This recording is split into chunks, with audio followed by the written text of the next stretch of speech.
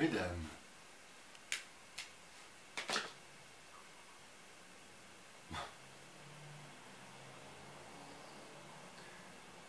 Mesdames et messieurs, bonjour et bienvenue dans la 6e édition de Nolay TV.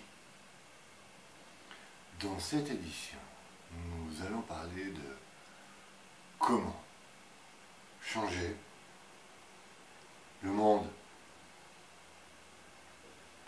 Je voudrais commencer déjà par une chose fondamentale et de savoir qui et comment souhaite changer le monde.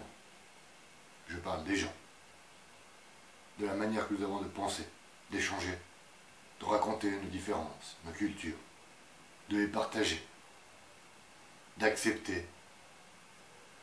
Je parle de changer le monde d'une manière que les autres ne comprennent pas souvent. Je parle des autres, ces gens qui veulent, comme moi, changer le monde, par exemple. Ces gens-là veulent changer le monde, mais ils créent toujours des différences. Je conçois que la différence est quelque chose d'obligatoire. D'ailleurs, heureusement. Mais ces gens-là, c'est une différence qui est tout autre que naturelle. C'est une différence de mentalité, d'appropriation des choses, des cultures, de toutes les choses qui peuvent exister sur cette planète. Je voudrais savoir qui est en mesure de changer la mentalité des gens pour que l'on ne soit plus dans la discorde. Comment, par exemple, dans mon pays, où je vis, changer les choses pour que tout le monde puisse s'entendre. Sans oublier que nous vivons dans une société répartie en plusieurs personnes qui ne se comprennent pas. Il y a des discordes, comment réunir des gens qui vivent dans la pauvreté ou dans la richesse, des gens qui ne comprennent pas une certaine vision de la vie ou une autre, comment réunir ces gens? Qui peut faire ceci?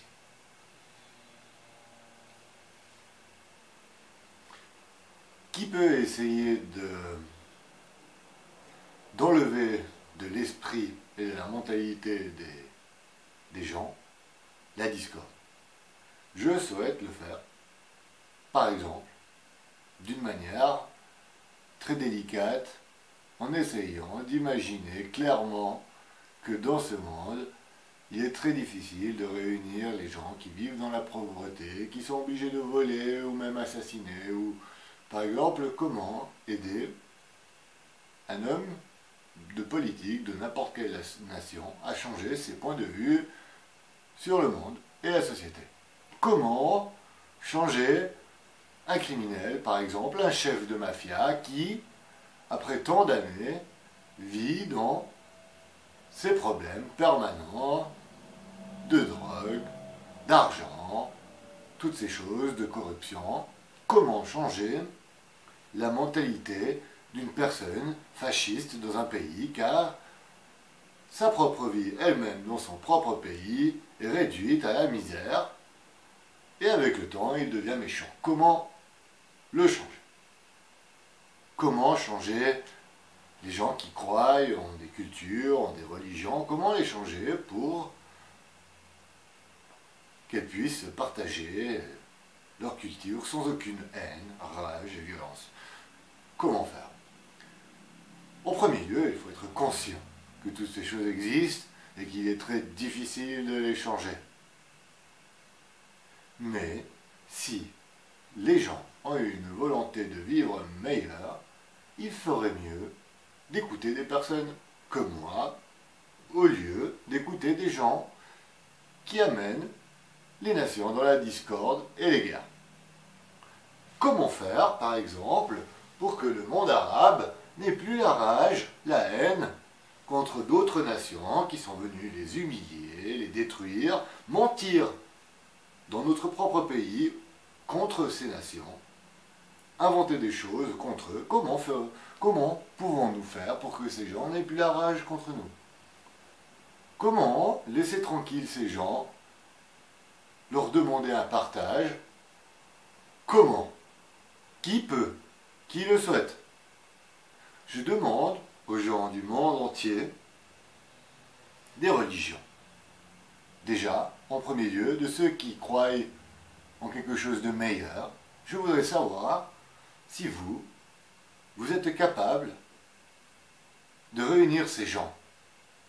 Je veux aussi parler à tous ces politiciens, tous ces gens qui veulent diriger le monde. Je voudrais savoir si vous êtes aptes à comprendre ce qu'est vraiment le monde, si vous êtes aptes à laisser vivre les gens en paix. Si vous n'arrêtez pas de réduire, de voler, de rabaisser, d'humilier, les gens continueront à tuer, voler, rabaisser à leur tour et humilier à leur tour. Ce n'est pas ainsi que l'on fait un monde meilleur. Mais ça doit sûrement être comme moi, je suis en train de vous expliquer et d'essayer de faire. Un monde meilleur signifie que les gens puissent vivre en liberté, sans toutes ces violences, ces guerres. Sans que, par exemple, pour fabriquer du matériel, nous sommes obligés d'aller tuer, détruire des autres sociétés, des autres civilisations. On peut toujours demander le partage, on peut toujours ouvrir nos portes aux gens au lieu de toujours fermer, au lieu de dépenser de l'argent pour créer de la violence. Cet argent, si c'est le moyen qu'il y a de vivre pour récupérer de l'or, toutes ces choses, on peut toujours demander au reste des autres nations de partager. Si vous fomentez la haine contre d'autres nations, il est sûr et certain qu'on n'y arrivera jamais. Je vous conseille, vous, grand homme, qui vous prenez pour un exemple pour l'humanité, je vous conseille de changer d'aptitude. Il serait bon pour nous tous de changer d'aptitude. Je vous le conseille. Je ne suis ni un voleur, ni un menteur. Je ne fais pas ça pour la gloire et ni l'argent. Il n'y a rien dans ma vie qui prouve que je puisse être un fanatique ou qui aime quelque chose, me battre pour une idéologie. Rien du tout qui puisse prouver ça. Je le fais par honnêteté. Je passe mon temps à réfléchir sur ce que vous faites. Et c'est tout. Je vous conseille vivement, comme je dis toujours, vivement, de revoir vos aptitudes. C'est un monde meilleur qui nous attendra. Mesdames et messieurs, je vous remercie d'avoir suivi le 6e épisode de No Life TV. La télé qui ne ment pas, pas comme d'autres.